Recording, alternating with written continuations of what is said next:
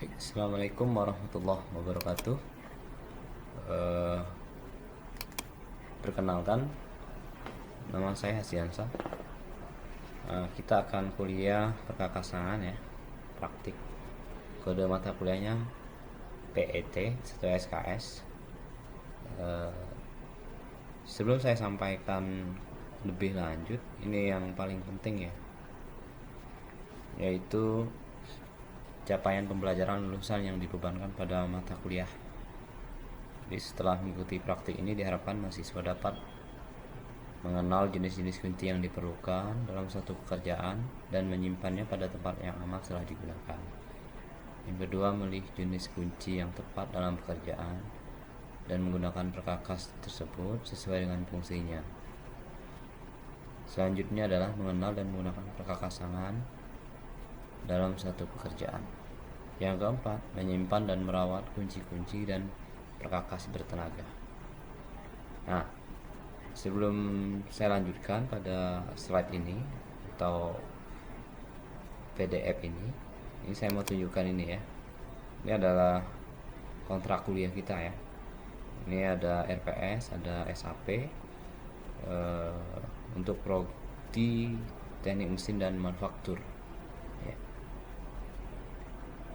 Nah, kita kan praktik nih. Tapi untuk pertama kali ini, pertemuan pertama ini kita online dulu, tutorial tatap muka. Nah, di sini ada pokok bahasan, kemudian waktunya berapa jam, kemudian sini pengalaman belajar mahasiswa, kemudian itu hari ini kita bobotnya 20%.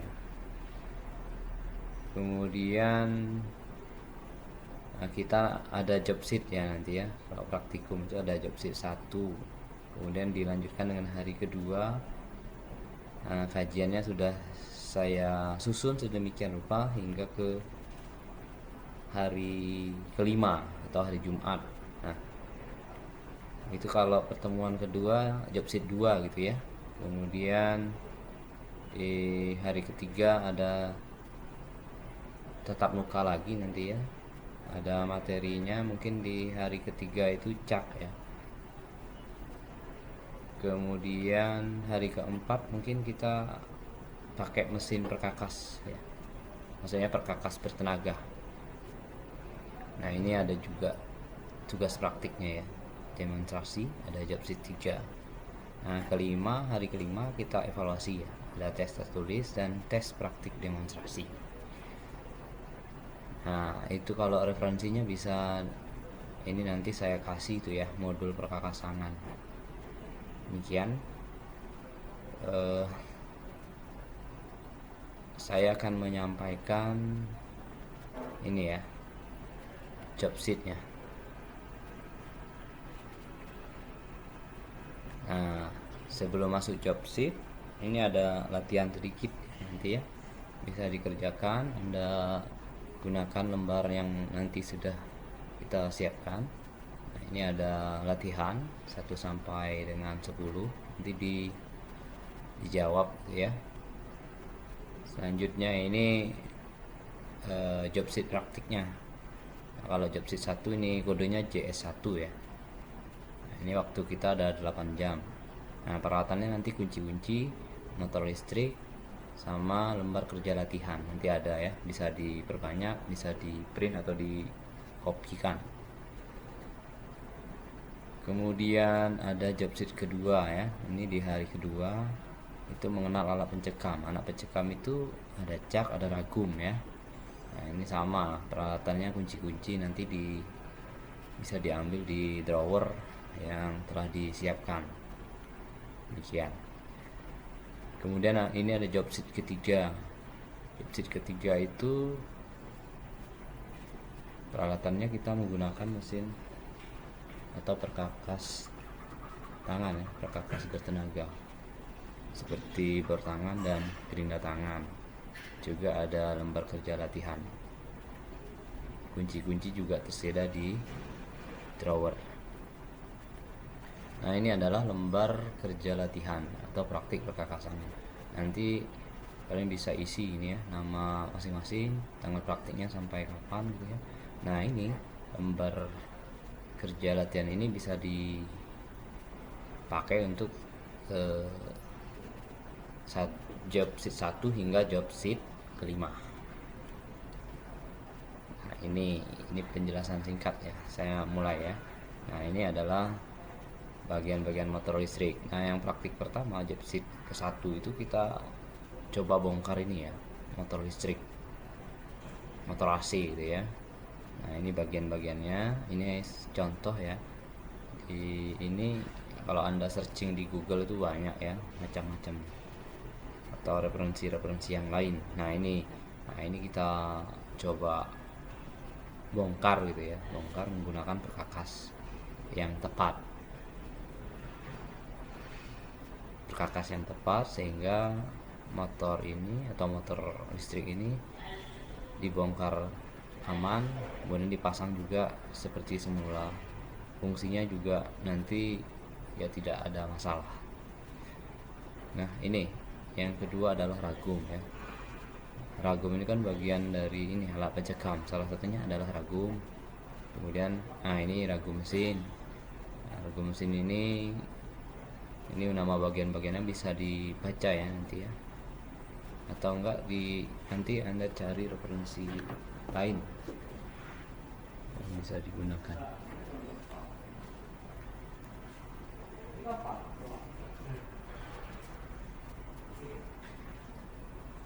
Kemudian ini adalah cak. Ini bagian-bagian dari cak. Ini ada sistem lubrikasinya, bisa dilihat itu ya.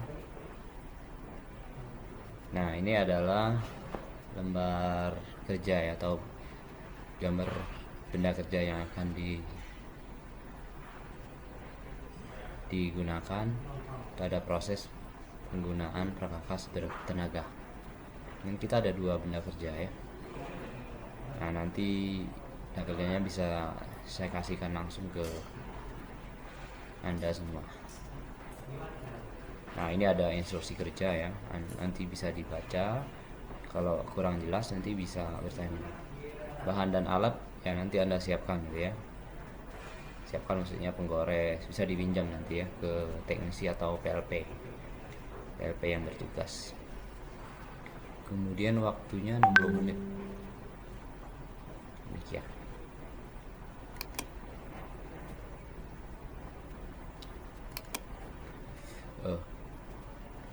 Selanjutnya di hari Jumat ini ada soal ujian teori perkakas ya. Ini saya sampaikan ya nanti di hari Jumat. Ini nggak terlalu rahasia ya, nanti saya sampaikan di hari Jumat aja. Oke. Nah, saya mau jelasin sedikit tentang ragum ya. Nah, ragum itu kan digunakan untuk menjepit benda kerja secara kuat dan benar. Artinya penjepitan oleh ragum tidak boleh merusak benda kerja. Demikian. Nah, di sini juga ada cara kerjanya, bisa dibaca ya nanti saya share. Filenya akan saya share. Kalau ada pertanyaan nanti bisa langsung ya. Nah, ini yang paling penting ya, pemasangannya. Pemasangan ragum harus ya kan posisi atau tinggi badan operator atau teknisi ya. Kalau ini adalah material pelapisnya, bisa macam-macam, bisa dibaca ya. Nah, ini pekerjaan yang bisa dilakukan di ragum, untuk mikir, untuk mahat, untuk menjepit kerja, untuk memotong dan sebagainya. Nah, ini adalah palu. Palu itu ada 2 ya, bisa dibaca nanti, ada palu keras dan palu lunak. Fungsinya untuk apa nanti bisa dibaca di sini. Kemudian ada juga tang. Tangnya ada tang kombinasi dan tang potong ya. Ada tang yang lain. Ini sekedar contoh ya. Nanti tugasnya Anda tolong cari itu ya, jenis-jenis tang yang ada saat ini. Fungsinya juga ya sama. Ini ada tang pembulat, tang pipa. Nah, ini kikir penting juga ya dalam pekerjaan kita, kikir ini.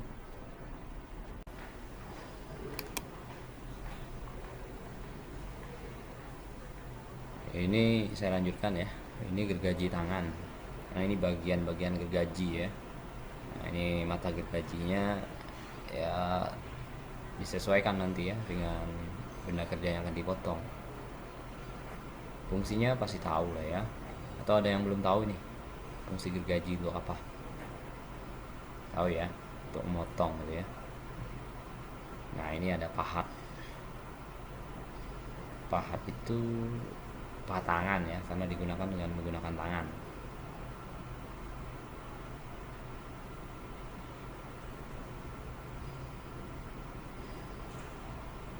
Jadi tolong diingat ya, kalau pahat itu digunakan untuk melakukan pemotongan benda kerja dalam keadaan dingin ya.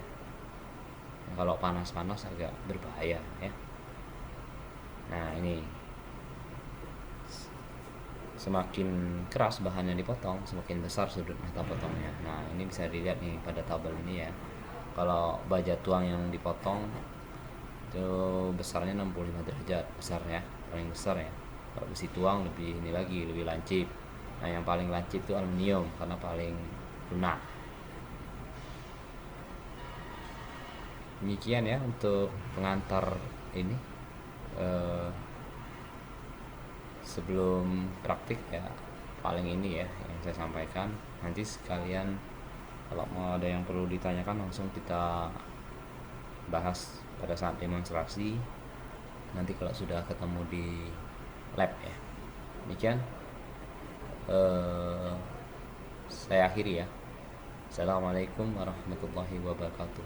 Tolong ya itu nanti disiapkan ya gambar observasi segala macam, nanti Anda download, Anda print sendiri gitu ya. Nanti kalau sudah ketemu saya semuanya sudah siap. Oke, baik, cukup ya.